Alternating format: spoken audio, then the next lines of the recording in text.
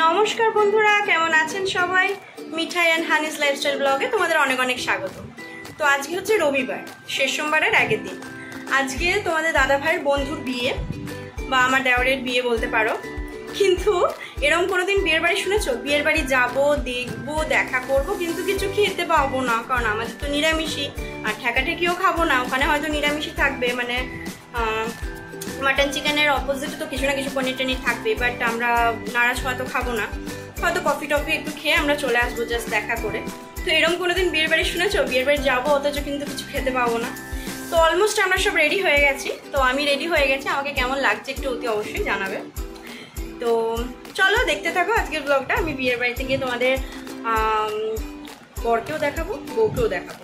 গোধূলি লগ্নে বিয়ে মনে হয় হয়ে যাবে আমাদের যেতে যেতে। এখন ঘড়িতে বাজছে প্রায় 7টা। তো চলো দেখতে থাকো। মিঠাই রেডি হয়ে গেছে, ও নিচে চলে গেছে, এবার আমি যাবো।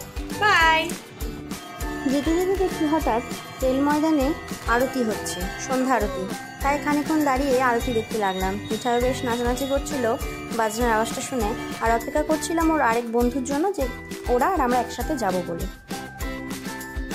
তো খানিক ভিডিও করে খানিক করে আবার পৌঁছে গেলাম বিয়ের বাড়ি আমরা।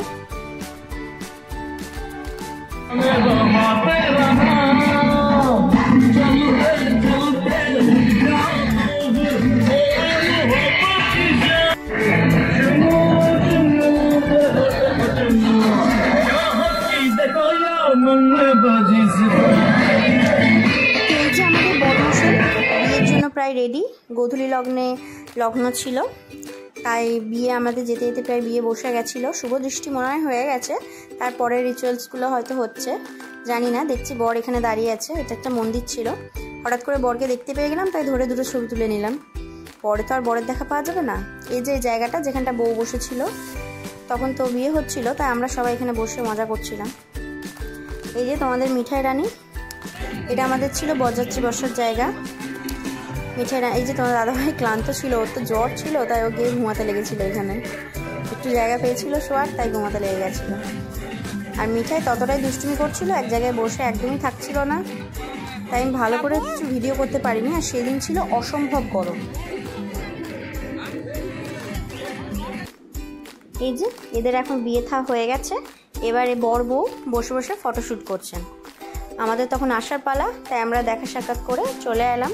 পরের দিন আবার ওদের বাড়ি যাব বলে। নমস্কার বন্ধুরা, কেমন আছেন সবাই? দেখতেই পাচ্ছ আমি রেডি হয়ে গেছি, কারণ আমরা এবার বিয়েতে যাব। কালকে গেছিলাম বরযাত্রী, কাছে ছিল বলে এখান থেকে গেছিলাম। তো আজকে যাব বৌভাত, বিয়ের পরের দিনই বৌভাত। তো বেরিয়ে পড়ছি, এখন বাজে ঘড়িতে প্রায় 1:26 মতো। বেরোতে একটু দেরি হয়ে গেল, আর আমরা ইচ্ছে করে সকাল থেকে বেরোতে পারিনি। তো চলো দেখতে থাকো আজকের ব্লগটা। আমি তোমাদের সাথে সবকিছু শেয়ার করবো। জায়গাটার নাম হচ্ছে পূর্বডাঙ্গা। আর এই যে তোমাদের মিঠাই, মাম্মাম সে হাই। তো ভীষণ রোদ গরম, হেলমেট পরেছিলাম বলে এখানটা এরকম হয়ে গেছে। যেতে যেতে এখন একটু দাঁড়িয়েছি, একটা ছায়া পেয়েছি যে খড়ের চালার মধ্যে। এই যে তোমাদের মিঠাই, মিঠাই হাই, টাটা করে দাও, টাটা করে দাও। হ্যাঁ, গুড গার্ল। আর এই যে আরেকটা পুচকু দিদি ভাই, হ্যাঁ। আর এই যে তো গিয়ে আবার পৌঁছে তোমাদের সাথে দেখা হবে। যেতে যেতে জাস্ট একটু দাঁড়ালাম, খুব রোদ গরম তো। আর এখন রাজ্যে প্রায় জানি না কত পাচ্ছে,